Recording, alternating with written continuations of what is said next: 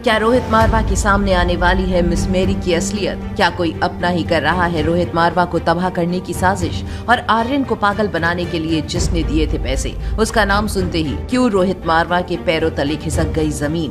क्या अनिका की pharma company को हथियाने के लिए कामिनी और मनीषा बनाएगी प्रीति को नया मोहरा?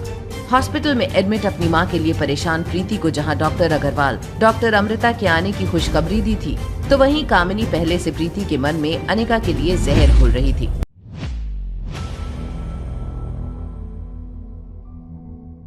तुम्हारी अनिका दीदी ने बुआ की जान से ज्यादा कीमत उस 2 टके की फार्मा कंपनी को दी है।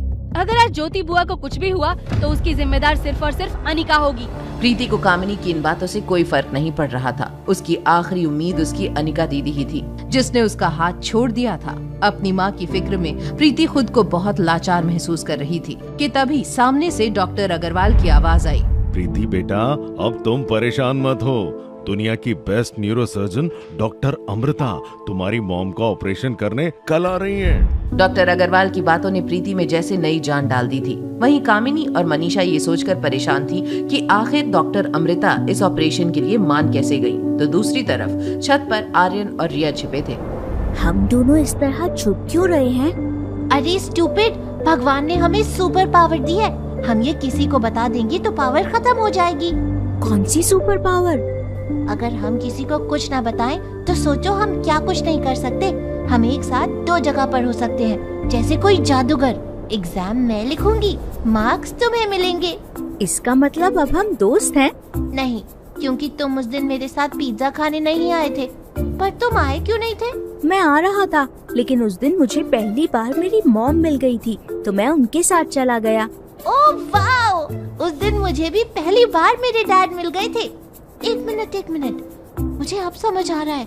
उस दिन तुम्हारे डैड मुझे आर्यन समझ रहे थे और मम्मा तुम्हें रिया। क्या समझे बुद्धू?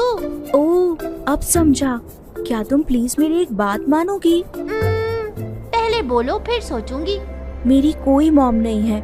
I miss my mom. क्या मैं एक रात रिया बनकर तुम्हारी मॉम के साथ रह सकता हूँ प्लीज? Okay done. बस ध्यान रहे कि मॉम को कुछ पता ना चले हमारे सीक्रेट के बारे में, वरना हमारी पावर्स चली जाएंगी। अंजाम की फिक्र किए बिना पूरी प्लानिंग के साथ रिया और आर्यन ने अपने कपड़े चेंज किए और दोनों छत से नीचे आ गए। पर रिया श्योर होना चाहती थी कि 24th फ्लोर की लॉबी में कोई है तो नहीं, इसीलिए उसने धीरे से लॉबी का गेट खोला और देखा कि सामने सनी खड़ा है। ये देखते ही रिया का चेहरा सफेद पड़ गया। तुम्हें क्या लगा कि मुझे कुछ समझ नहीं आएगा? मैं सब समझ गया कि यहाँ क्या चल रहा है। वहीं दूसरी तरफ हॉस्पिटल में कामिनी ने डॉक्टर अमृता के आने की खबर सुनते ही मौके का फायदा उठाते हुए डॉक्टर अग्रवाल से कहा, मैंने डॉक्टर अमृता को ईमेल्स पर इतनी ज्यादा रिक्वेस्ट की थी कि वो फाइनली यहाँ आ रही हैं। सर, क्या मैं डॉक्टर अमृता को इस ऑपरेशन में असिस्ट कर सकती हूँ प्लीज? जरूर कामिनी, वैसे भी इस ऑपरेशन के लिए डॉक्टर अमृता को जूनियर डॉक्टर्स की एक टीम की जरूरत होगी। उस लिस्ट में मैं तुम्हारा नाम भी डलवा दूंगा। सुना मॉम आपने? मैं कल इंडिया के बेस्ट न्यूरोसर्जन को असिस्ट करूंगी। कामिनी की खुशी का तो कोई ठिकाना ही नहीं था, लेकिन उसको क्या पता था कि जिस न्यूरोसर्जन को वो असिस्ट करने के लिए खुश हो रही है, वो उसकी वही सौतेली बहन है जिससे कामिनी ने हर बार बेइज्जत किया है। वहीं दूसरी तरफ सनी की बात सुनकर रिया को लगा कि उसका और आर्यन का प्लान शुरू होने से पहले ही खत्म हो जाएगा कि तभी सनी ने आगे कहा, मैं जानता हूँ कि तुम रोहित भैया से छुपकर छत पर जाकर गेम खेलते हो, है ना? चलो अब जल्दी जाओ, मिस मैरी तुम्हारा बहुत देर से इंतजार कर रही हैं। तुम बस कह देना कि रोहित भैया ने नीचे बुलाया था, बाकी मैं संभाल लूंगा।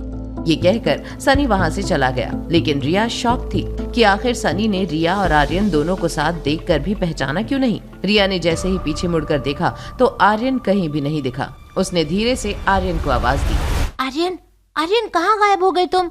सनी चाचू चले गए। रिया की ये बात सुनकर आर्यन टेरेस पर बनी वाटर टैंक के पीछे से बाहर आया और दोनों जोर से हंसने लगे। फिर प्लान के मुताबिक रिया चली गई रोहित मारवा के पास और आर्यन अनिका के पास। लेकिन बेचारी रिया को क्या पता था कि आर्यन बनते ही उसका पाला खड़ूस मिस मैरी से हो पड़ेगा, जो गुस्से में आर्यन का वेट कर रही थी। बदतमीज आर्यन, आकर सीधे बैठ गए, सॉरी तक नहीं बोला। बिल्कुल अपनी माँ पर गए हो। तुम्हारी इन्हीं हरकतों की वजह से तुम्हारे पापा को तुम्हारे दादाजी ने घर से बेदखल कर दिया था। मिस्टर रोहित मारवा की एक भी खूबी नहीं है तुम्हारे अंदर। चलो हाथ आगे करो। रिया मिस मैरी की बातों से समझ गई थी कि वो बेवजह आर्यन को मेंटल टॉर्चर देती थी। मिस मैरी के इस बर्ताव से रिया को डर तो लग रहा था, लेकिन वो समझ गई थी कि आर्यन को बचाने के लिए उसे कुछ करना ही पड़ेगा। और रिया ने जैसे ही हाथ आगे बढ़ाया, अचानक रोहित मारवा वहाँ आ गया। मिस मैरी, सब ठीक है ना? आर्यन पढ़ाई तो कर रहा है ना? देखिए मिस्टर मारवा, इसने होमवर्क भी पूरा नहीं किया है। मैं इसे मैथ का होमवर्क देती हूँ तो इंग्लिश का करता है, इंग्लिश का दूँ तो हिस्ट्री का। क्या हुआ आर्यन, तुम होमवर्क क्यों नहीं करते? देखा मिस्टर रोहित, कुछ भी पूछो तो बिल्कुल ऐसे ही भूत बनकर खड़ा हो जाता है। आप मेरी बात मानिए और आर्यन को स्पेशल स्कूल भेज दीजिए, वहाँ पढ़ाई भी होगी और इसका मन भी लगेगा। मैं एक अच्छे स्पेशल स्कूल। सनी, यहाँ आओ। हाँ, आ रहा हूँ ब्रो। क्या हुआ, सब ठीक तो है ना ब्रो? मिस मैरी को पूरे साल की फीस दे दो और उनसे कह देना कि हम आर्यन के लिए कोई और अच्छा टीचर ढूंढ लेंगे। Mister Rohit, as a teacher मैं आर्यन के भले के लिए ही बोल रही हूँ, बाकी फिर आपको जो ठीक लगे।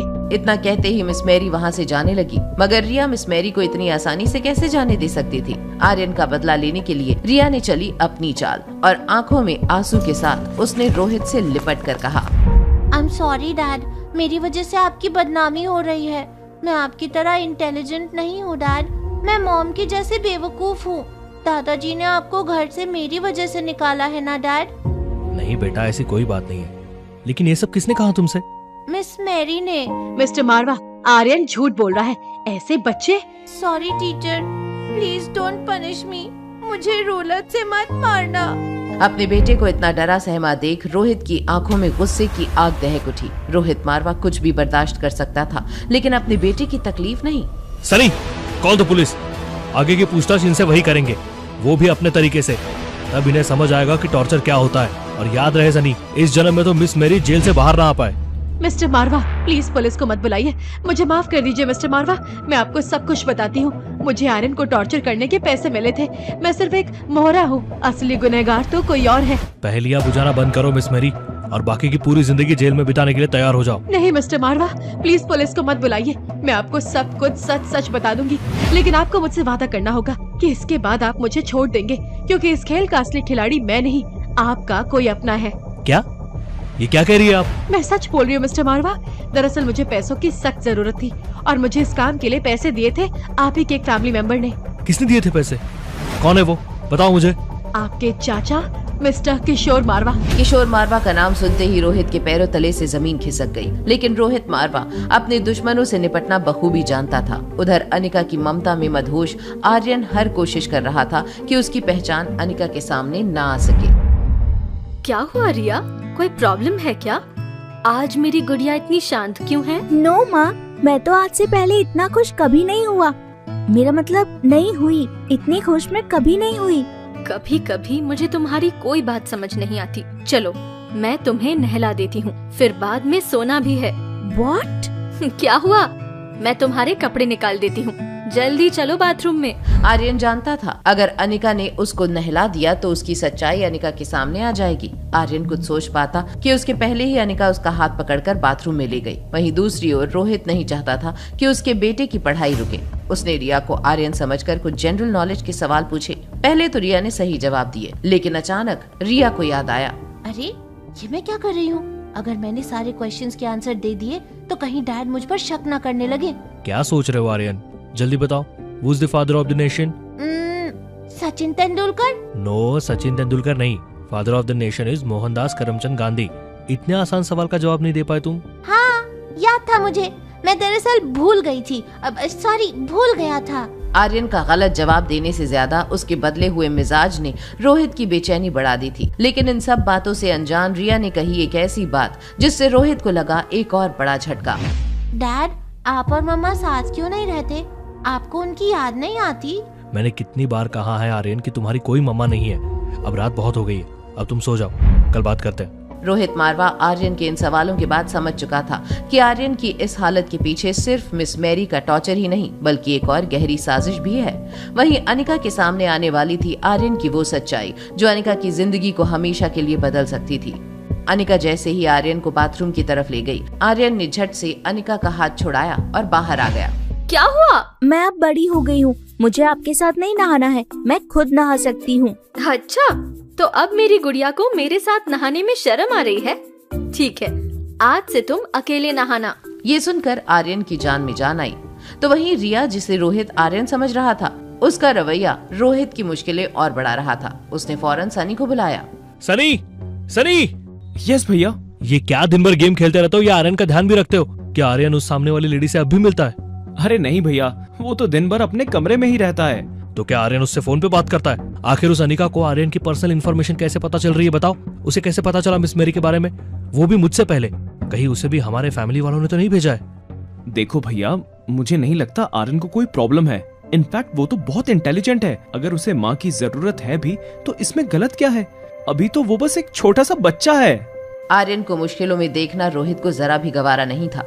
रोहित ने आर्यन को माँ और बाप दोनों का प्यार दिया था। रोहित को ऐसा लगा जैसे उसका बेटा उससे दूर हो रहा था। दूसरी ओर मिस मैरी के जाने से रिया बहुत खुश थी।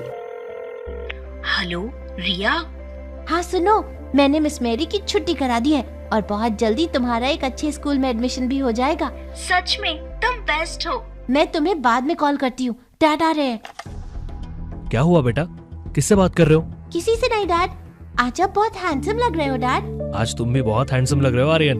हैंडसम नहीं, ब्यूटीफुल। डैड, मैं ना बड़ी होकर सबसे ब्यूटीफुल हीरोइन बनना चाहती हूँ। सॉरी, चाहता हूँ। नन्ही रिया आर्यन तो बन चुकी थी, लेकिन अपने अंदर की क्यूट और ब्यूटीफुल लड़की को नहीं छिपा पा रही थी। और ब्रेकफास्ट टेबल पर उसने जो किया, उसके बाद तो रोहित मारवा के होश ही उड़ गए। डैड, क्या है ये सब? ये ब्रेकफास्ट है? Oats, fruits, plane milk. छी, मुझे तो चॉकलेट मिल्क शेक, सैंडविच और डोनट्स खाना है। मुझे ये सब बिल्कुल पसंद नहीं है। रोहित शॉक था, क्योंकि बचपन से आर्यन हेल्थी ब्रेकफास्ट ही करता था। और अचानक उसकी ये अजीब डिमांड देखकर उसने झट से अपना फोन निकाला और टेबल से दूर जाकर फोन किया।